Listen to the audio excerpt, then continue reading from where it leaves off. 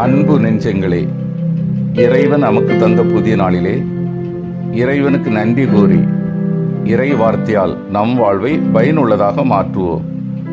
இறைவன் நம் அனைவரை நிறைவாக ஆசீர்வதித்து பாதுகாத்து வழிநடத்துவாராக. இன்றைய நற்செய்தி வாச சிந்தனை பரிசேயரும் வரி தண்டுவோரும் பற்றிய உவமை.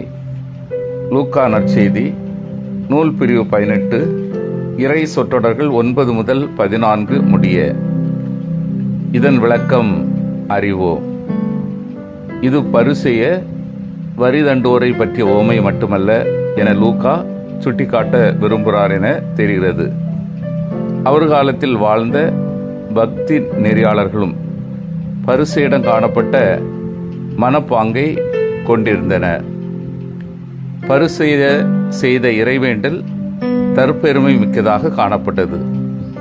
தம்முடைய பக்தி நெறி பழக்க வழக்கங்களை, நோன்பு, 10 கொடுப்பது போன்றவற்றையும் பட்டியலிட்டு கடவுள் முன்னிலையில் வரி தண்டுவோரிடமிருந்து தூர விலகி நிமிர்ந்து நின்றவராய் பரிசேயர் இறைவேண்டல் செய்கிறார். வரி தண்டுபவர் தொலைவில் நின்றவராய், கடவுளே, பாவியாகி என் மீது இறங்கியருளும் என தாவீதின் வேண்டலை எதிரொலிக்கும் வகையில் வேண்டிக் கொண்டார். கடைசியானோ முதன்மையானவர், தம்மை தாமே தாழ்த்துவோரை அவரும் உயர்த்தப்படுவர் எனும் ஆண்டவரின் கூற்றுகளுக்கு ஏற்ப வரி தண்டுபவர் கடவுளுக்கு ஏற்புடையவரானார். தொலைவில் நின்றவர் கடவுளிடம் நெருங்கி இணைந்து இல்லம் திரும்பினார்.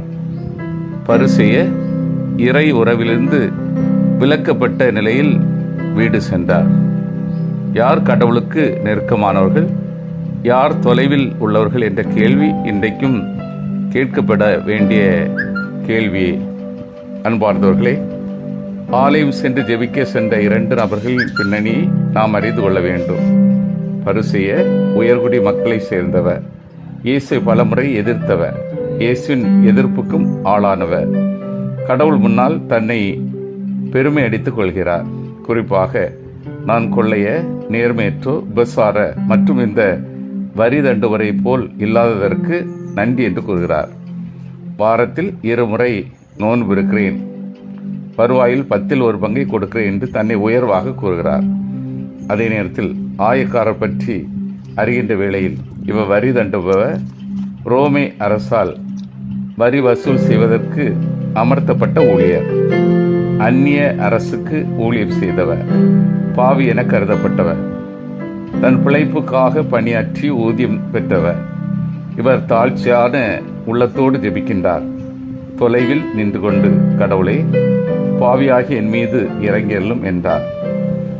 ஜெபம் என்பது தன்னை புகழ்வதல்ல, தன்னை மற்றவர்களோடு ஒப்பிடுவதல்ல. மாறாக ஜெபம் என்பது கடவுளை புகழ்வது, கடவுள் முன்னால் தன்னை தாழ்த்தி கொள்வது, கடவுளின் திருவுளத்தை உணர்ந்து செயல்படுவது. அன்பார்ந்தவர்களே, இந்த தவக்காலத்தில் ஜெபத்தின் வழியாக நம்முடைய பாவச்செயலிருந்து விடுபடுவோம். கடவுளுடைய திருவுளத்தை உணர்ந்து சிறப்பாக சான்று பகர்வோம். சிந்தித்து தியானித்து செயல்படுவோம்.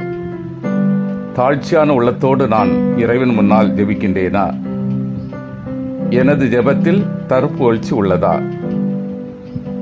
ஜெபத்தின் வழியாக எனது பாவத்தை உணர்ந்து இறைவனது மன்னிப்பை பெற்று நேர்மையான வாழ்வு வாழ்கின்றேனா? மன்றாடுவோமாக. வல்லமைமிக்க இறைவா, நாங்கள் அனைவரும் தாழ்ச்சியான உள்ளத்தோடு ஜெபத்தில் ஈடுபடவும், தற்புகழ்ச்சியை நீக்கி உம்மை போற்றி புகழவும், ஜெபத்தின் வாயிலாக எங்களது பாவங்களை உணர்ந்து உம்மிடமிருந்து மன்னிப்பு பெற்று நேர்மையான வாழ்வு வாழவும் உதவி செய்தருளும். ஆமீன்.